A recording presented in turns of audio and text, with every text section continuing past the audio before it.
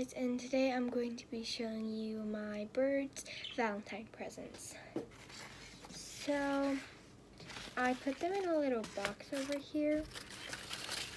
So the first toy I made them is this little fun thing that I have made in one of my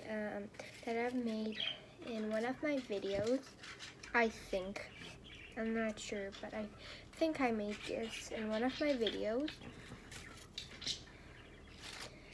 And then this one is like a little snack treat box for them. They could just take the treats out of the holes or just out of here. So I made this out of chocolate wrappers, paper, and cardboard. And this, it's pretty cute.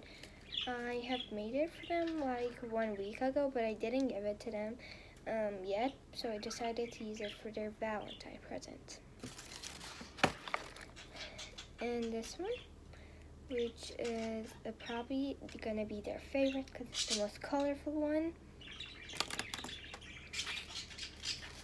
And this, which has a cookie I have made them. It's like a little cookie. I made it in a cool little shape.